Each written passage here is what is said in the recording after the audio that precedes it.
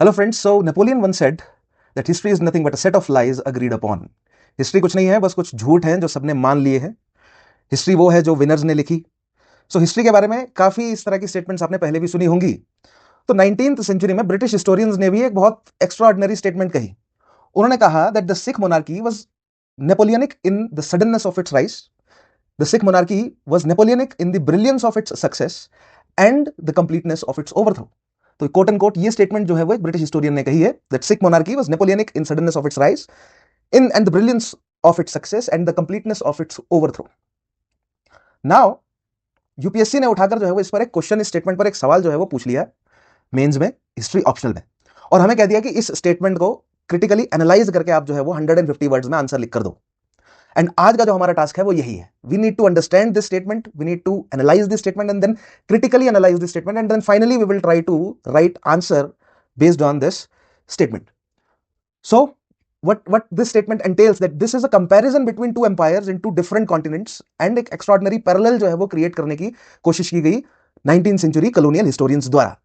At the one side there was a minor Punjabi एक मिसल, एक confederacy से निकल कर आता है एक लीडर जो कि अपना एम्पायर डेवलप करता है, और दूसरी साइड एक रिलेटिवली लोअर लेवल की एरिस्टोक्रेटिक फैमिली से एक मिलिट्री, रिलेटिवली लोअर रैंक का एक मिलिट्री ऑफिसर धीरे धीरे रैंक्स में ऊपर बढ़ता है और एम्परर बन जाता है. सो एक देखते हैं इन दोनों के बीच में, एक साइड नेपोलियन और दूसरी साइड राजा महाराजा रणजीत सिंह, इनके बीच में जो एक कंपैरिजन ड्रॉ करने की, पैरेलल जो ड्रॉ करने की ब्रिटिश हिस्टोरियंस ने कोशिश की है और ये स्टेटमेंट दी है, ये कहां तक वैलिड है, हमें इसको क्रिटिकली एनालाइज करना है. So you guys know that we need to be in that mindset that how far this statement is correct, right?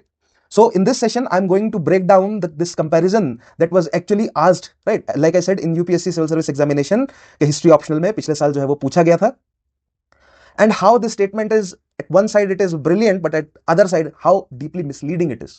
So we will critically analyze in this session this statement, but first of all let us look at that who gave this statement, right? ये comparison जो है वो सबसे पहले popularise किसने किया? Now who made this comparison? So this comparison was first popularized by a British historian, John William Kay, जो कि एक ब्रिटिश इंडियन सिविल सर्वेंट थे, एक हिस्टोरियन थे. एंड देन फाइनली इसको उसके बाद लिपेल ग्रिफिन ने अपनी बुक में, रणजीत सिंह बुक में, इस स्टेटमेंट को लिखा है, राइट? सो कहने का मतलब मेरा यह है कि in that time, in 19th century, British historian Raja Ranjit Singh और पंजाब में जो एम्पायर एस्टेब्लिश हुआ, या पंजाब एक सिख स्टेट जो डेवलप हुआ, उसके बारे में लिख रहे थे काफी ज्यादा. काफी ब्रिटिश हिस्टोरियन ने, उस समय के कॉलोनियल हिस्टोरियंस ने लिखा है पंजाबी स्टेट के बारे में. लेकिन सवाल ये उठता है that why would a British historian compare Punjabi king to Napoleon, right? तो आंसर बिल्कुल सिंपल है, बिकॉज 19th सेंचुरी के जो ब्रिटिश रीडर्स हैं, ब्रिटेन में जो रीडर्स बैठे हुए थे ना, वन थिंग मैंने टाइम एंड अगेन आपको क्लास में भी कई बार बताई है कि अगर आप मॉडर्न इंडियन हिस्ट्री पढ़ रहे हो, चाहे वो जीएस के लिए पढ़ो, चाहे वो ऑप्शनल के लिए पढ़ो, right, and for that matter आप कोई भी सब्जेक्ट पढ़ रहे हैं सिविल सर्विस एग्जामिनेशन की प्रिपरेशन के लिए, जीएस का कोई भी सब्जेक्ट पढ़ रहे हैं, उसे आप ग्लोबल जो इवेंट्स है उनके साथ जोड़कर, कंपेयर कर कर जरूर पढ़ें. एक ग्लोबल पर्सपेक्टिव जो है वो जनरेट करना हमें बहुत जरूरी है. And those who know me, those आप जो लोग फॉलो करते आए हैं मुझे अभी तक, आप अच्छे से समझते हैं that this is the thing. ये एक जो थीसिस है मेरा, इसके अराउंड मैं आपको सारी प्रिपरेशन करवाता हूं कि एक ग्लोबल पर्सपेक्टिव जो है वो सभी टॉपिक, सभी कॉन्सेप्ट्स के अराउंड जो है वो कैसे डेवलप किया जाता है. सो अगर हम राजा रणजीत सिंह के बारे में अगर पढ़ रहे हैं, या पंजाबी सिख स्टेट के बारे में अगर हम पढ़ रहे हैं, तो हमें ग्लोबल पर्सपेक्टिव से पढ़ना पड़ेगा. अगर हम ये समझ रहे हैं कि सिख स्टेट के बारे में ब्रिटिश हिस्टोरियंस क्यों लिख रहे हैं, तो हमें ये जानना पड़ेगा कि दैट ब्रिटेन में बैठे थे उनके ज्यादातर रीडर्स, 19th सेंचुरी ब्रिटिश जो रीडर्स हैं, ब्रिटिश हिस्टोरियंस के जो रीडर्स थे, वो ब्रिटेन में बैठे थे. And Napoleon was the ultimate short hand for the extraordinary but ultimately doomed ambition. ये जो नोशन है कि people, individuals, institutions can be extraordinary, right, they can achieve success but many a times they are doomed to fail. and ये जो Napoleonic पूरा arc है कि नीचे से राइज करेंगे, हाइट्स तक पहुंचेंगे और फिर वो फेल कर जाएंगे, राइट? क्यों? क्योंकि ब्रिटिशर्स तो जो है वो हमेशा सक्सीड करेंगे ही. ये जो प्रोपेगेंडा उस समय चलाया गया और अभी तक भी चल ही रहा है, अगर आप वेस्ट में देखेंगे तो वेस्ट के द्वारा सिमिलर प्रोपेगेंडा आज तक चलाया जा रहा है, right? So, like I said, Napoleon was considered to be the ultimate shorthand for extraordinary but ultimately doomed ambition. And similarly, when they call Ranjit Singh Napoleonic, right? Now, these historians were simultaneously complimenting, एक side तो वो complement कर रहे हैं रणजीत सिंह को, कह रहे हैं कि दैट कॉम्प्लीमेंट कर रहे हैं उनके मिलिट्री जीनियस को, उनके एडमिनिस्ट्रेटिव जीनियस को कॉम्प्लीमेंट कर रहे हैं कि that how from a relatively lower level of political scenario में, लोअर लेवल से वो किस तरह जो है वो अपने आप को एक स्ट्रॉन्ग एम्परर बनाते हैं साउथ एशिया का, और उस समय का one of the powerful state जो है वो एस्टेब्लिश करते हैं, बट अल्टीमेटली वो इररेलेवेंट है, बिकॉज लाइक नेपोलियन जिस तरह हारा, they were also doomed to be irrelevant और doomed to fail, right? And the French empire it survived because britishers उनके साथ है, and Sikh empire it did not. तो ये जो कंपैरिजन, ये जो कॉलोनियल फ्रेमिंग है इंडियन इवेंट्स की, आज लेट्स अनपैक दिस, इस कंपैरिजन को हम समझने की कोशिश करते हैं, राइट? कि कितना जेन्युइन है ये कंपैरिजन, कहां तक ये स्टेटमेंट जो है वो सही है, क्या उसकी लिमिटेशंस हैं, और फाइनली हम एक आंसर जो है वो स्ट्रक्चर करने की कोशिश करेंगे कि अगर हमें 150 वर्ड्स, या लेट्स से अगर इन फ्यूचर हमें 200 या 250 वर्ड्स में भी अगर इस सवाल का आंसर लिखना पड़े, तो क्या हमारे पास सफिशिएंट पॉइंट्स अवेलेबल हैं या नहीं, राइट? तो तीन चीजें जो है वो स्टेटमेंट में मेंशन है, the suddenness of its rise, the brilliance of its success, and the completeness of its overthrow. The suddenness of its rise, the brilliance of its success, and the completeness of its overthrow. So we need to go in तीनों को हमें एक एक करके जो है वो समझना पड़ेगा। पहले first of all let us understand these three, इनको अच्छे से समझते हैं, और फिर हम एंटर करेंगे, क्योंकि हिस्ट्री ऑप्शनल के लिए हमें समझना है इसे, तो एक बार हिस्टोरियोग्राफी में भी एंटर करते हैं, देखते हैं कि कॉलोनियल हिस्टोरियंस ने जो कहा वो क्यों कहा, फिर नेशनल हिस्टोरियंस ने इस कॉलोनियल हिस्टोरियंस के रिस्पॉन्स में क्या कहा, और फिर फाइनली जो पोस्ट कॉलोनियल हिस्टोरियंस हैं, जो रिविजनिस्ट हिस्टोरियन हैं, वो क्या पॉइंट ऑफ व्यू लेकर आते हैं, एंड देन हम एक कंप्लीट सेंस में जो है वो इस एक क्वेश्चन को समझेंगे अच्छे से, right? And we will try to answer it. So let us begin, शुरू करते हैं। Suddenness of its rise, so आप यहां देख रहे हैं ना, John William Kaye, then Lepel Griffin and sir John Login, ये कुछ ऐसे कॉलोनियल हिस्टोरियंस हैं जिन्होंने पंजाब स्टेट के बारे में टाइम एंड अगेन जो है वो ऑफ दैट टाइम, यानी रणजीत सिंह साहब ने, जो महाराजा ने जो बनाया पंजाब स्टेट, उसके बारे में अगेन एंड अगेन कहा है, राइट? तो ये स्टेटमेंट देखिए नीचे, लेकिन colonial framing by calling Ranjit Singh Napoleon, एक British historian, flattered him while domesticating his achievement into a familiar European narrative of brilliant but doomed ambition। तो यूरोप में नैरेटिव चल रहा था ना कि ब्रिलियंट है, बहुत तेजी से नेपोलियन ने राइज किया, but he was doomed to fail, right? क्यों? क्योंकि ब्रिटिशर्स जो है वो अल्टीमेटली सक्सीड करेंगे, the sun never sets in the British empire. तो ये जो नैरेटिव है वो चलाए रख रहे थे वो, और वो फिर इंडिया में भी, क्योंकि इंडिया में भी इवेंचुअली उन्होंने ओवरथ्रो किया, बिकॉज कंप्लीटनेस, हम कंपेयर करेंगे उस लास्ट पॉइंट को, फाइनली उन्होंने ओवरथ्रो किया 6 स्टेट को। तो ब्रिटेन में जस्टिफाई भी तो करना है उन्हें जाकर कि भैया हमने जो ओवरथ्रो किया है वो कैसे है, क्यों है, how it was Napoleonic, it was doomed to fail, हमने थोड़ी किया overthrow, it was doomed to fail, ठीक है? बट हम देखेंगे दैट कि ब्रिटिशर्स का उसमें हाथ क्या है। Although in this video only I will try to go as, जितनी डिटेल में मैं जा सकता हूं उतनी जाने की कोशिश करूंगा, but obviously in my course history optional का जो मेरा कोर्स है, वहां पर मैं बहुत ज्यादा डिटेल में जाकर आप इन सारे इवेंट्स को समझा पाऊंगा, क्योंकि there are a lot of, like I said ना, एक ग्लोबल पर्सपेक्टिव बनाना है, बहुत सारे प्लेयर्स हैं, हमें उन सबको कनेक्ट करके जो है वो समझना पड़ेगा। बट आज इस सेशन में इस स्टेटमेंट को क्रिटिकली एनालाइज करने की कोशिश करते हैं बस, राइट? तो शुरू करते हैं सबसे पहले दी सडननेस ऑफ राइज, एक साइड रखते हैं नेपोलियन को, और दूसरी साइड रखते हैं, एक साइड रखते हैं नेपोलियन को, दूसरी साइड रखते हैं महाराजा रणजीत सिंह को, right? So Napoleon Bonaparte was born in 1769 in Corsica island है, जानते हैं आप लोग। बाय 1799, 30 इयर्स के जब वो थे, he became the first consul of France. धीरे धीरे राइज करा उन्होंने, राइट? मिलिट्री ऑफिसर थे वो, और आर्टिलरी से जुड़े हुए थे, आर्टिलरी ऑफिसर थे, and then gradually he rose to the rank of, through revolution navigate करते हुए 1799 तक आते थे, he became the first consul of France. By 1804 he became the emperor, 1804 तक आते आते वो एम्परर बन गए, right? From artillery officer to the master of Europe in रफली अ डेकेड, ऑलमोस्ट एक डेकेड के अंदर इतनी पावर जो है उन्होंने गेन कर ली। So this is that suddenness in rise of Napoleon, ये वो आर्क है, एक आर्क प्रोवाइड कर रहे हैं वो, सडननेस ऑफ राइज हो गया, and then doom to fail है, फेल करेगा ये करेगा, ये आर्क जो है वो दोनों में हमें देखने को मिलेगी डेफिनेटली, राइट? तो सडननेस ऑफ राइज की बात करें, एज आई सेड, नेपोलियन ने जो है वो फ्रेंच रेवोल्यूशन को राइड किया, फ्रेंच रेवोल्यूशन ने ओल्ड सारे ऑर्डर को शटर किया, एक वॉइड जो क्रिएट हुआ उस वॉइड को फिल किया नेपोलियन ने, लेकिन पहले से एक जो है वो पुराना ऑर्डर मौजूद था। रणजीत सिंह की बात करें, he was born in 1718 Gujranwala, he was born in the Sukar Chakia missile, and after the death of his father he became the leader of the Sukar Chakia missile, but he was an underage, so he was under the influence of his regents, but gradually he got out of the shadow of those regents, and in 1799 he captured, at the age of 19 he captured Lahore, and he legitimized his rule as the leader of the Sukar Chakia missile, and eventually he organized all other 12 missiles of 6, and एक 6 state जो है वो उन्होंने gradually develop किया, and finally by the treaty of 1809 में जो treaty sign हुई अमृतसर में, उन्होंने अपने आप को एस्टेब्लिश किया एक undisputed ruler of Punjab. So treaty जो ब्रिटिशर्स के साथ साइन हुई थी कि जो सतलज रिवर है, सतलज जो रिवर है उसके नॉर्थ वाला जो रीजन रहेगा, उसके वेस्ट वाला जो रीजन रहेगा, वहां पर कंट्रोल जो है वो महाराजा रणजीत सिंह का होगा, और उसके साउथ में जो है वो जो सिस सतलज रीजन है, वहां पर ज्यादा जो है वो हस्तक्षेप नहीं रखेंगे, महाराजा रणजीत सिंह वहां पर एक्सपेंशन नहीं करेंगे।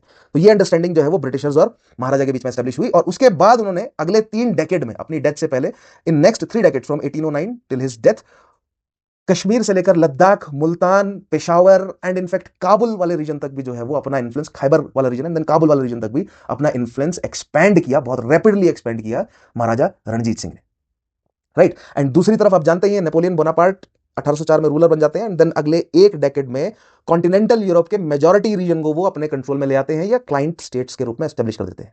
सो ऑलमोस्ट पूरा कॉन्टिनेंटल यूरोप जो है वो जीत लेते हैं एक साइड नेपोलियन, और दूसरी साइड अपने रूल में 1 डेकेड के अंदर जो है वो जो सतलज से ऊपर वाला रीजन, नॉर्थ वाला जो रीजन है, वो रणजीत सिंह भी अपने कंट्रोल में ले लेते हैं। सो this was the suddenness in rise, जो कि कंपेरेबल है, डेफिनेटली कंपेरेबल है। यहां तक जो है ये स्टेटमेंट बिल्कुल आप कह सकते हैं कि ठीक है, करेक्ट है, right.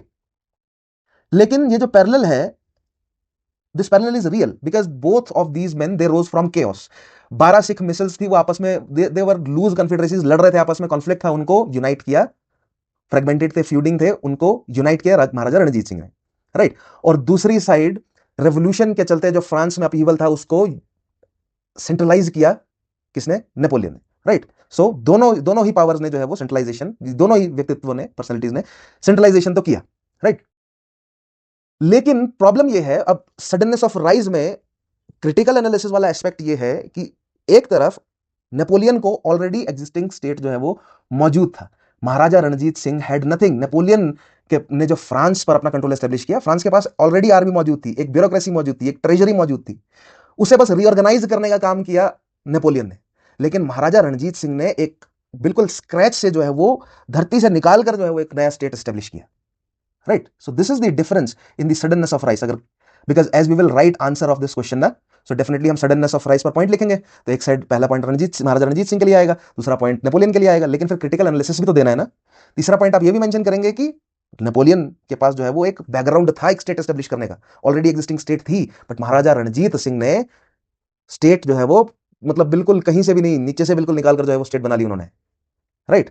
So this was the suddenness in rise. Definitely rise जो है वो दोनों का सडन है, लेकिन in the case of Maharaja Ranjit Singh, he built his state from nothing. So ये स्टेटमेंट देखिएगा, Napoleon reorganised an existing state, Ranjit Singh invented the state from scratch, right, arguably making his rise more remarkable than Napoleon. So Napoleon से better है महाराजा रणजीत सिंह का rise, definitely, right. Next है, so this is about the suddenness of rise. एक point Maharaja Ranjit Singh का, एक point Napoleon का, और फिर critical analysis that how Maharaja Ranjit Singh rise is more remarkable than as compare to Napoleon, because Napoleon already जो है वो एक स्टेट स्ट्रक्चर उनको अवेलेबल था, he just reorganised that, and Maharaja Ranjit Singh invented the state from scratch. Second is the brilliance of success. The brilliance of success, how it is the military. सबसे पहले let us compare the military genius. Now Napoleon he established the Grande army, बहुत बेहतरीन Napoleon ने जो है वो army develop करी, और दोनों की ही सक्सेस जो है वो ब्रिलियंट है अपने अपने स्फीयर में। देखते हैं कैसे, तो साइड बाय साइड अचीवमेंट देखते हैं मिलिट्री, एडमिनिस्ट्रेटिव एंड डिप्लोमेसी में। Now in this brilliance of success, this is where both men truly shine, right. Military achievement Napoleon की अगर हम बात करें तो नेपोलियन ने रेवोल्यूशनाइज किया यूरोपियन वॉरफेयर को। He used the corps system, and these corps were self sufficient divisions that could move independently and concentrate rapidly. And how efficient they were कि उस समय के जितने भी पावरफुल स्टेट थे, he defeated Austria and Austerlitz, he defeated Prussia at Jena, Russia at Friedland. 3 बहुत strong states, और तीनों को ही जो है वो फ्रांस ने अंडर नेपोलियन क्रश कर दिया due to his military genius. And similarly Maharaja Ranjit Singh की बात करें तो महाराजा रणजीत सिंह ने भी बहुत तेजी से अपनी आर्मी को वेस्टर्नाइज किया, मॉडर्नाइज किया। उन्होंने देखा कि अंग्रेज जो है वो बहुत तेजी से एक्सपेंड कर रहे हैं भारत में, और उसके अलावा वॉरफेयर जो है वो मॉडर्नाइज होता जा रहा है, तो अपनी आर्मी को मॉडर्नाइज किया उन्होंने एम्प्लॉय किया कुछ फ्रेंच जनरल्स को, like Jean Baptiste Ventura, Jean François Allard, एक इटालियन है पाओलो एविटेबल, इनको एम्प्लॉय किया उन्होंने टू ट्रेन देयर आर्मी, और एक रेगुलर आर्मी जो है वो एस्टेब्लिश करी। फौज आइन जो है वो कहा जाता है उसे, कई बार उसे फौज खास भी कहा गया है। सो फौज आइन एस्टेब्लिश किया उन्होंने, और वेस्टर्न लाइन्स पर उन्हें ट्रेन किया, राइट। वेस्टर्न वॉरफेयर पर उनको अच्छे से ट्रेन किया, कॉर्प्स सिस्टम वगैरह जो है वो इनको भी अच्छे से सिखाया गया। और सबसे इंपॉर्टेंट चीज, एक तोपखाना जो महाराजा रणजीत सिंह ने डेवलप किया, आर्टिलरी डिवीजन जो डेवलप किया, वो उस समय का एशिया का सबसे, आप कह सकते हैं कि एडवांस्ड तोपखाना या आर्टिलरी डिवीजन जो है वो मौजूद था, right. And that was definitely the edge that he got in defeating जितने भी आसपास के स्टेट्स थे, चाहे वो कश्मीर हो, लद्दाख है, चाहे वो हिल स्टेट्स हो, चाहे वो मुल्तान है, पेशावर है एंड खैबर पास तक, इन सभी को जीतने में जो आर्मीज एस्टेब्लिश करी महाराजा रणजीत सिंह ने, उन्होंने हेल्प किया डेफिनेटली, राइट। उसके अलावा उनके able military general like Hari Singh Nalwa, जिन्होंने सिक्योर किया खैबर पास को। बट जो डिफरेंस है, की डिफरेंस है दोनों में, that is that Napoleon defeated great powers in pitched battles, right. Pitched battles में नेपोलियन ने डिफीट किया, क्योंकि जो ग्रेट पावर्स है उनके पास भी सिमिलर टेक्नोलॉजीज जो है वो मौजूद थी इन यूरोप। लेकिन अगर आप महाराजा रणजीत सिंह की बात करें तो उनकी आर्मी जो है वो डेफिनेटली, जिनसे वो लड़े उनसे वो सुपीरियर थे, और जिनसे वो कंपेरेबल थे या सुपीरियर नहीं थे, उनसे उन्होंने स्ट्रेटेजिकली दूरी बनाकर रखी विज़ ब्रिटिशर्स। ब्रिटिशर्स से उन्होंने एक स्ट्रेटेजिक रिस्ट्रेंट की पॉलिसी जो है वो अपनाई, विच वाज इक्वली जीनियस। 1809 के बाद ब्रिटिशर्स के साथ उन्होंने जो है वो पिच बैटल्स नहीं करे, उन्होंने बाकी के इंडियन स्टेट्स के साथ पिच बैटल्स करे, जो कि डेफिनेटली उनसे इंफीरियर थे, बिकॉज आर्टिलरी में और जो जिस लेवल पर डिजाइन ट्रेन किया गया था उनके ट्रूप्स को वेस्टर्न लाइंस पे, तो जो पहाड़ी राजा थे या कश्मीर के राजा थे, लद्दाख के राजा थे, they were not at that level, right. So definitely this was his military genius. Next बात करें एडमिनिस्ट्रेटिव ब्रिलियंस की, तो एक साइड नेपोलियन जो है वो लेकर आते हैं नेपोलियनिक कोड। महाराजा रणजीत सिंह जो है वो पुराने चलते आ रहे सिस्टम, जो फ्यूडल सिस्टम है, उसी को ही थोड़ा सा उन्होंने रीऑर्गेनाइज करने की कोशिश करी। तो प्रोविंशियल लेवल पर नजीम, डिस्ट्रिक्ट लेवल पर करदार्स, और उसके अलावा जो पंचायती लेवल है, ग्रामीण लेवल है, वहां पर लोकल पंचायत जो है वो काम कर रही थी, ठीक है। दूसरी साइड नेपोलियन लेकर आते हैं प्रीफेक्टोरियल सिस्टम, सेंट्रलाइज सिस्टम लेकर आते हैं, ठीक है। नेपोलियन लेकर आते हैं बैंक डी फ्रांस, जो कि करेंसी को स्टेबलाइज करने की कोशिश करता है। नेपोलियन लेकर आते हैं स्टैंडर्डाइज एजुकेशन सिस्टम, लाइसी। आप मुझे बताएंगे कि लाइसियम किसने स्टेब्लिश किया, अकेडमी किसने स्टेब्लिश किया, आप मुझे कमेंट्स में जरूर मेंशन करके बताएंगे, right. And the thing is कि महाराजा रणजीत सिंह ने इस तरह के रेडिकल इनोवेशंस जो है वो नहीं करे। जो ऑलरेडी एग्जिस्टिंग सिस्टम था, अपनी पर्सनैलिटी के दम पर उन सिस्टम्स को उन्होंने एनफोर्स किया, राइट। यानी ऑलरेडी एग्जिस्टिंग एक फ्यूडल सिस्टम था, उसको जोड़कर रखा, उसको डिसइंटीग्रेट नहीं होने दिया। लेकिन दूसरी साइड नेपोलियन ने जो कोड एस्टेब्लिश किया, नेपोलियन ने जो सिस्टम डेवलप किया, चाहे वो प्रीफेक्टोरियल सिस्टम है, बैंकिंग सिस्टम है, एजुकेशन सिस्टम है, that survived after Napoleon. Napoleon died, Napoleon empire जो है वो खत्म हो गया, लेकिन नेपोलियन द्वारा एस्टेब्लिश किया गया administrative system, it survived and it is still, आज तक जो है वो उसका असर हमें फ्रांस की पॉलिसीज में देखने को मिलता है। It is still in use, still in use. But Maharaja Ranjit Singh के केस में क्या है कि जो पुराना चला रहा फ्यूडल सिस्टम है, उसको उन्होंने अपनी पर्सनैलिटी के चलते कंट्रोल में रखा, डिसइंटीग्रेट नहीं होने दिया। तो उनके जीते जी तो सारा सिस्टम चलता रहा ठीक से, लेकिन उनके मरणोपरांत उनका एडमिनिस्ट्रेटिव सिस्टम बिखर गया, राइट। उनके जो सक्सेसर्स हैं वो एडमिनिस्ट्रेशन को, वो कोर्ट्स को, वो नजीम्स और जो करदार यानी जो सेंट्रल प्रोविंशियल एडमिनिस्ट्रेशन है, उसको प्रॉपर तरीके से नहीं चला पाए। लेकिन खास बात यह भी है कि राजा महाराजा रणजीत सिंह का administration was a very tolerant administration, बहुत टॉलरेंट एडमिनिस्ट्रेशन था रिलीजियसली स्पीकिंग। एक साइड उनके कोर्ट में इंपॉर्टेंट मुस्लिम मिनिस्टर्स है लाइक फकीर अजीद्दीन, उसके अलावा हिंदू उनके मिनिस्टर थे दीनानाथ, और सरदार अन्य जो मिसलों के सरदार हैं वो भी उनके एडमिनिस्ट्रेशन में मौजूद थे। तो सिख, मुस्लिम और हिंदू तीनों जो है वो उनके एडमिनिस्ट्रेशन में मौजूद थे। एक मल्टी फेथ टॉलरेंट एम्पायर जो है वो उन्होंने एस्टेब्लिश किया, लेकिन उनके जीते जी वो प्रॉपर तरीके से फंक्शन कर रहा था। उनके मरणोपरांत वो बिखर गए। तो जैसे मैंने कहा ना कि राइज वाला जो पॉइंट है, राइट, वहां पर एज है किसको ज्यादा, महाराजा रणजीत सिंह को। लेकिन ब्रिलियंस ऑफ सक्सेस में एडमिनिस्ट्रेशन वाला जो हिस्सा है, यहां पर आप कह सकते हैं कि नेपोलियन का administration was relatively better as compare to Maharaja Ranjit Singh, because Maharaja Ranjit Singh administration was based on his personality, was based on his own ability to control all the differing factions of his courts, right? So critical difference, ये point आप last में पढ़े। critical difference क्या, Napoleonic code outlived him and still influences law today, but Maharaja Ranjit Singh's administration was personality dependent. It could not survive without him. This is a crucial limit of the analogy. यहां पर ये analogy जो है वो limited है, that they were both brilliant, administrative level पर दोनों जो है वो brilliant थे, right? जब तक महाराजा रणजीत सिंह जिंदा थे काम कर रहा था, जैसे ही वो मर गए बिखर गया सब कुछ। लेकिन नेपोलियन सिस्टम जो नेपोलियन एस्टेब्लिश किया, इट आउटलिव्ड हिम। तो यहां पर पॉइंट मिल जाते हैं किसको, नेपोलियन को। और लास्ट है the completeness of the overthrow. अब यहां पर अगेन आप देखेंगे कि पॉइंट्स जो है वो किस तरह डिफर करते हैं। कॉलोनियल जो मैंने आपको बताया ना, उन्होंने जो नैरेटिव डेवलप किया है कि शाइन मतलब राइज किया बहुत तेजी से, ब्रिलियंटली रूल किया, but they were doomed to fail, right. और दोनों को एक दूसरे के साथ कंपेयर कराया कि सेम बट डिफरेंट, राइट। लेकिन एग्जैक्टली ऐसा कहना जो है वो सही नहीं है। अब मैं पॉइंट ऐड करूंगा इसमें, आप कहेंगे कि सर आप ये ब्लैंकेट स्टेटमेंट दे रहे हैं, पॉइंट कब ऐड करेंगे इसमें, आगे देखेंगे। हिस्टोग्राफी नेक्स्ट पॉइंट, इसके बाद हिस्टोग्राफी, उसमें आपको अच्छे से समझाऊंगा। बट कंप्लीटनेस ऑफ ओवरथ्रो, तो रणजीत सिंह जी मर जाते हैं स्ट्रोक के चलते, 1839 में स्ट्रोक आता है उन्हें, ही डाइस। बट कोई क्लियर सक्सेशन का लॉ वो छोड़कर नहीं जाते। उनके बाद उनके सक्सेसर्स नौनिहाल सिंह पर मतलब एक मिस्टीरियसली उनकी डेथ हो जाती है, उनके ऊपर दीवार गिर जाती है, आर्च गिर जाती है उनके ऊपर और उनकी डेथ हो जाती है। ठीक है, उसके बाद शेर सिंह को रूलर बनाया जाता है, उनको असैसिनेट कर दिया जाता है। उसके बाद फर्स्ट एंग्लो सिख वॉर में उनके जनरल्स लाल सिंह और तेज सिंह जो है वो उनको बिट्रे कर देते हैं, ये डोगरा जनरल्स थे उनके। फिर सेकंड एंग्लो सिख वॉर में कंप्लीटली अनेक्स कर लेते हैं लॉर्ड डलहौजी, एंड फाइनली 1849 तक आते आते दिलीप सिंह जो सक्सेसर है महाराजा रणजीत सिंह के, उनको एग्जाइल कर दिया जाता है, कोहिनूर उनसे ले लिया जाता है और सिख एंपायर पूरी तरह सीज हो जाता है। कोई मतलब रेमिनेंट रहता ही नहीं, पूरी तरह जो है वो ब्रिटिशर्स कंट्रोल कर लेते हैं पंजाब वाले रीजन पर। राइट, सो विद इन देखिए 10 साल के अंदर अंदर पूरा एम्पायर कोलैप्स कर गया, कोई लेगेसी। अब सवाल यह है कि लेगेसी बची क्या? एडमिनिस्ट्रेटिव लेगेसी नहीं बची, कोई आप कह सकते हैं कि कंक्रीट लेगेसी नहीं बची, एब्स्ट्रैक्ट है, आइडियोलॉजिकल है। आज भी वो खालसा की आइडेंटिटी जो है वो मौजूद है, सिख आइडेंटिटी आज भी वो मौजूद है। हाँ डेफिनेटली आजाद भारत में पंजाब स्टेट एस्टेब्लिश हुआ, लेकिन एक इंडिपेंडेंट सोवरेन पंजाब स्टेट जो है वो नहीं है। दो खालिस्तानी वो डिमांड करते हैं आज भी कि एक सोवरेन जो है वो पंजाब स्टेट एस्टेब्लिश हो, but obviously that is not possible. So आप देख रहे हैं विद इन 10 ईयर्स पूरी तरह जो है वो पंजाब स्टेट जो एस्टेब्लिश किया वो कंप्लीटली ओवरथ्रो कर दिया गया।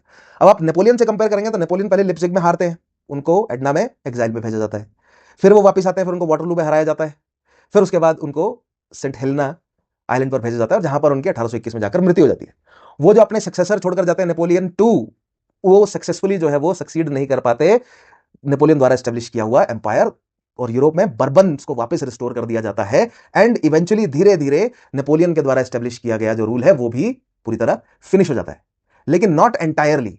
वहां पर एडमिनिस्ट्रेटिव जो चेंजेस नेपोलियन करके गया वो आज तक मौजूद है। राइट, लेकिन पंजाब के केस में it is complete overthrow, complete overthrow, क्योंकि कुछ भी मौजूद नहीं है apart from that Punjabi and Khalsa identity. As far as administration is concern कुछ नहीं बचा पंजाब स्टेट का। राइट, सो अब बात करते हैं फाइनली ये जो एनालॉजी डेवलप की गई है इसकी क्रिटिकल लिमिट्स क्या है। राइट, पहला क्या था? सडननेस ऑफ राइज, दूसरा ब्रिलियंस इन सक्सेस, और तीसरा है दी कंप्लीटनेस इन ओवरथ्रो। तो कॉज ऑफ राइज की बात करते हैं तो Napoleon reorganised an existing state, Maharaja Ranjit Singh built a state. So पहला पॉइंट ये है। ठीक है, दोनों में डिफरेंस क्या है? हाउ फार क्रिटिकली एनालाइज करना है ना हमें तो स्टेटमेंट को, तो हमें यह समझना है that how far the statement is correct. Right, तो दोनों का राइज ब्रिलियंट है मान लिया, दोनों का राइज सडन है ये भी मान लिया।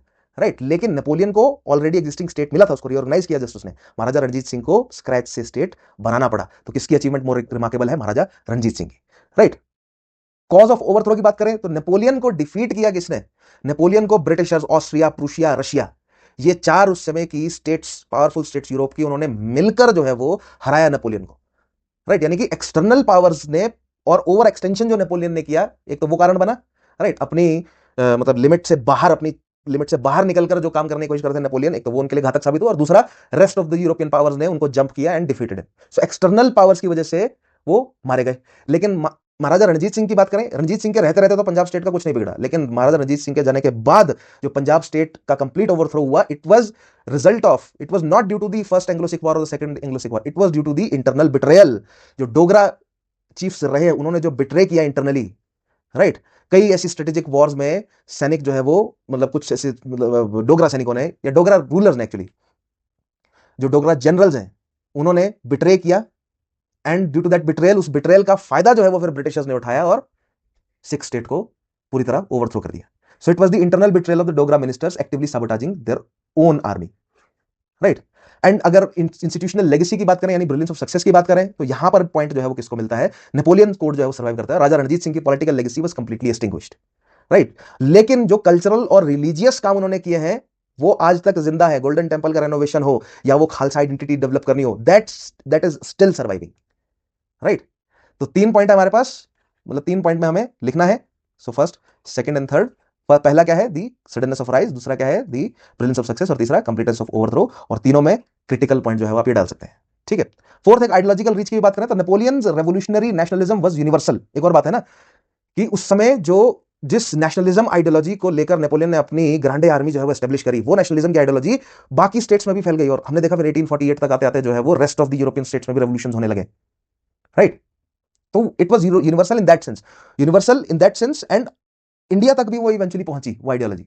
लेकिन जिस जिस आइडियोलॉजी से सिख आइडेंटिटी को लेकर महाराजा रणजीत सिंह ने स्टेट एस्टेब्लिश किया, although the state was Fairlie secular, right, वो सिख आइडेंटिटी जो है वो ज्यादातर इंटरनल थी, एक्सटर्नल नहीं थी। आप देखेंगे वो सिख आइडेंटिटी जो है अभी भी पंजाब वाले रीजन के आसपास ही जो है वो मौजूद है, राइट। तो ये 4 पॉइंट जो है वो क्रिटिकल एनालिसिस के आ गए। फाइनली अगर एक कंपैरिजन ड्रॉ करें तो डायमेंशंस एंड नेपोलियन देखते हैं क्या कंपैरिजन है। एक साइड नेपोलियन और एक साइड महाराजा रणजीत सिंह। सो फाउंडेशन एग्जिस्टिंग फ्रेंच स्टेट था। महाराजा रणजीत सिंह के केस में उन्होंने बिल्ड किया 12 वॉरिंग मिसल्स को इकट्ठा करके। नेपोलियन के रूल को लेजिटिमेसी मिलती है प्लेबसाइट और पोप से, क्योंकि उनको कोरोनेट किया जाता है 1804 में। और दूसरी साइड रणजीत सिंह अपने रूल को कैसे लेजिटिमेट करते हैं? From conquest and with Guru Granth Sahib को साथ में लेकर। नेपोलियन का administration was based on a prefectorial system and Maharaja Ranjit Singh का administration was based on nazim and kardar. So जो एक्जिस्टिंग फ्यूडल सिस्टम था इंडिया का, उसी को इन्होंने कंट्रोल में रखा। लीगल रिफॉर्म की बात करें तो नेपोलियनिक कोड और दूसरी साइड कोई ऐसा कोडिफाइड लॉ जो है वो नहीं मौजूद था। पर्सनल लॉज जो है वो ऑपरेट कर रहे थे। ऑल्दो जो लाहौर दरबार था it was quite famous for its fairness. Military की बात करें तो यहां पर कॉर्प्स सिस्टम है और यहां पर फौज आइन है। रिलीजन की बात करें तो कॉन्कॉर्डेट विद पोप, पोप के साथ एक अंडरस्टैंडिंग जो है वो डेवलप करी गई, राइट। ऑल्दो जो फ्रेंच रेवोल्यूशन है उसने बहुत बड़े लेवल पर जो है वो एक हिट किया था रोमन कैथोलिक चर्च पर, राइट। लेकिन नेपोलियन के आते आते पोप के साथ जो है वो अंडरस्टैंडिंग डेवलप हो गई थी। Whereas full multi faith tolerance जो है वो रिलीजियस इंस्टीट्यूशंस, रिलीजियस सिस्टम जो है वो महाराजा रणजीत सिंह की स्टेट में, पंजाब स्टेट में मौजूद था। डिप्लोमेसी, सो यहाँ पर क्लाइंट किंगडम्स, जो अदर क्लाइंट किंगडम्स थी जिस पर नेपोलियन का खुद के रिश्तेदार जो है उसका भाई वगैरह शासन कर रहे थे। और दूसरी side treaty of Amritsar and then एक ट्रीटी ऑफ लाहौर भी है 1838 की, that is also important. Succession की बात करें तो Napoleon two was suppose to succeed but वो तो पूरी तरह फेल हो गया और यहां पर कोई प्लान था ही नहीं। और फिर उसके बाद सक्सेशन, जो सक्सेसर थे उनको एक एक करके हटा दिया गया रास्ते से। फाइनली दलीप सिंह को बनाया गया, but Dalip Singh was under the thumb of और under the regency of Dogra rulers, Dogra generals और डोगरा मिनिस्टर्स। डाउनफॉल की बात करें तो एक्सटर्नल कोalition जो है वो रिस्पॉन्सिबल बना नेपोलियन के डाउनफॉल का। और महाराजा रणजीत सिंह की बात करते हो internal betrayal and Britishers. Legacy की बात करें तो द कोड सर्वाइव्स टुडे। और महाराजा रणजीत सिंह की बात करें तो the state is gone but the Khalsa identity वो आज तक सर्वाइव कर रही है, राइट। सो फाइनली अब बात करते हैं हिस्टोग्राफी की। नाउ हिस्टोग्राफी में ये जो स्टेटमेंट दिया है ये कॉलोनियल हिस्टोरियंस ने दिया है, या ये जो पैरेलल ड्रॉ किया जाता है नेपोलियन और महाराजा रणजीत सिंह में, ये कॉलोनियल माइंडसेट है, जिसमें जेडी कनिंगम है history of Sikh power as the transitional phase. वो कह रहे हैं सिख पावर तो केवल ट्रांजिशनल है, ब्रिटिश पैरामाउंसी तो आएगी ही आएगी। यही तो उनको कहना है sun never sets in the British empire, कि ये तो सिख जो स्टेट एस्टेब्लिश हुआ ये तो एक ट्रांजिशन है, राइट। अल्टीमेटली तो एक ब्रिटिश मतलब पैरामाउंसी तो आनी ही थी इंडिया में, ऐसा कहना है उनका, राइट। और इसी तरह वो जस्टिफाई किया उन्होंने। ब्रिटेन में बैठे अपने जो रीडर्स हैं, वहां पर जो वोट करते हैं लोग, हाउस ऑफ कॉमन्स के जो लीडर्स हैं, उनको या आम जनता को जस्टिफिकेशन क्या दे रहे हैं इंडिया में जो क्रुएलिटी कर रहे हैं वो, कि ये तो ब्रिटिश पैरामाउंसी तो आनी ही है, ये तो ओरिएंटल डिस्पोर्ट्स हैं, राइट। बेलेवनेंट नहीं है, ये ओरिएंटल डिस्पोर्ट्स हैं ये। और ये ओरिएंटल डिस्पोर्ट्स का राज जो है वो ज्यादा समय नहीं चलता, ब्रिटिश राज आ ही जाता है समय, कुछ समय के बाद, है ना। लेपेल ग्रिफिन जिन्होंने ये स्टेटमेंट दिया है जिस पर आज हम ये डिस्कशन कर रहे हैं, वो कह रहे हैं, रणजीत सिंह जो बुक लिखी उन्होंने, use Napoleonic analogy and oriental tyrant framing, की ओरिएंटल टायरेंट जो है वो ज्यादा समय तक रूल नहीं कर पाते। हेनरी लॉरेंस क्या कहता है? Acknowledged Sikh military excellence, predicted British superiority inevitable. In fact कुछ British historians of that time उन्होंने कहा कि राजा रणजीत सिंह की फोर्स के बारे में कि out of the British forces in India Maharaja Ranjit Singh की फोर्स जो है वो सबसे स्ट्रांग है, राइट। देन इसके काउंटर में नेशनलिस्ट हिस्टोरियन क्या बोलते हैं?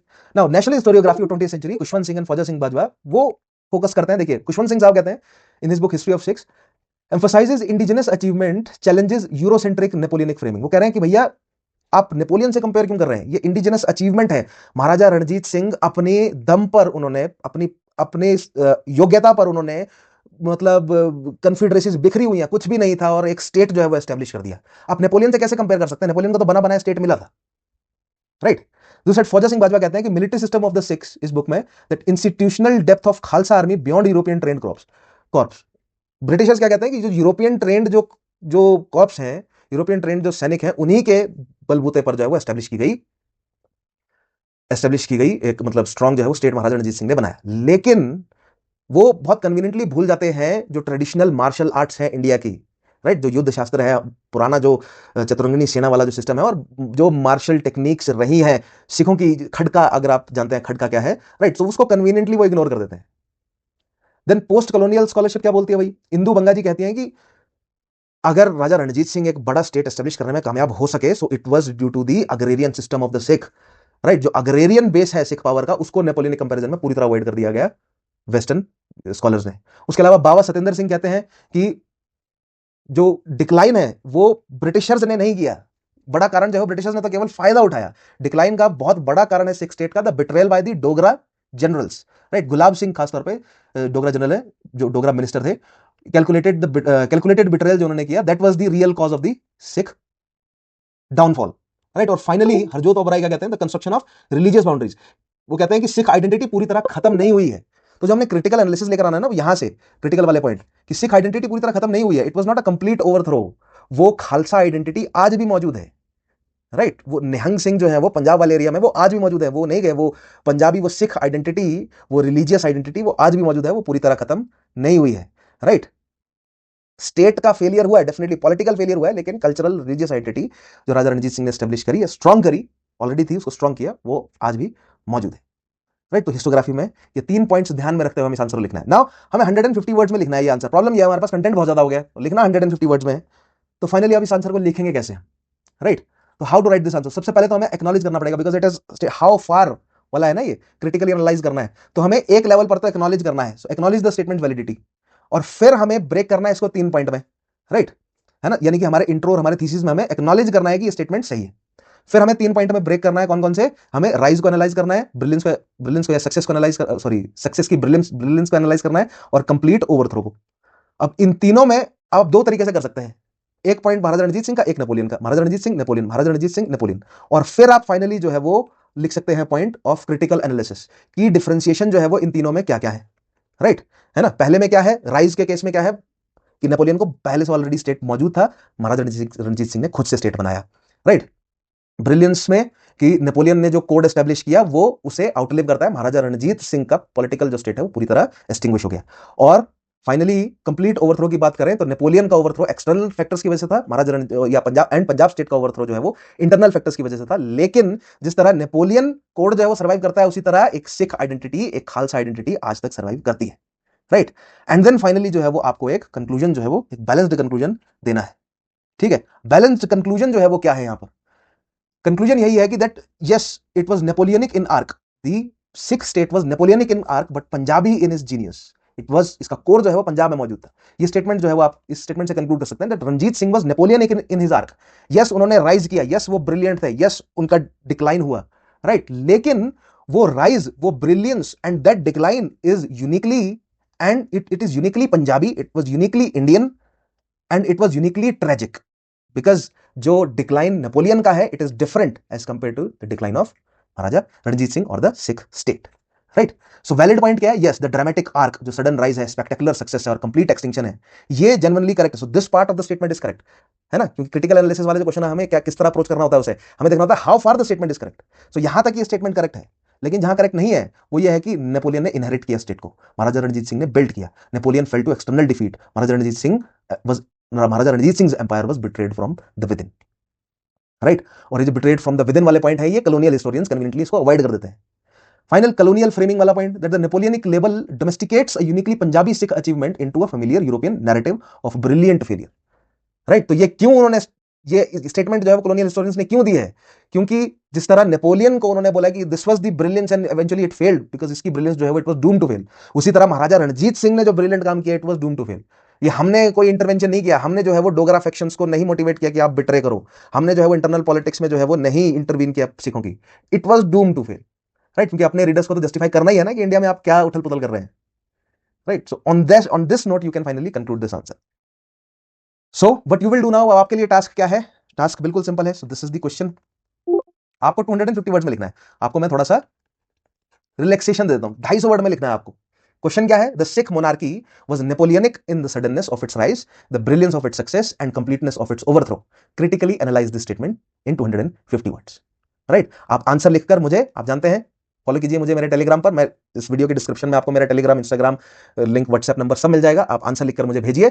और फर्दर अगर आप इस तरह की इन डेप्थ एनालिसिस करना चाहते हैं, हिस्ट्री ऑप्शनल के लिए प्रॉपर्ली प्रिपेयर करना चाहते हैं, तो मेरे कोर्स को जरूर ज्वाइन कीजिए, कॉन्टेक्ट कीजिए मुझे। I will provide you all the details about my history optional course for UPSC civil service examination, and एक एक करके धीरे धीरे करके मैं आपको क्वेश्चंस के माध्यम से कुछ इनसाइट्स तो है वो देता रहूंगा, ठीक है। So that is all for today, thank you for watching, मिलते हैं आप लोगों से नेक्स्ट क्लास में। तब तक के लिए अपना ध्यान रखिए, take care, have a nice day, जय हिंद।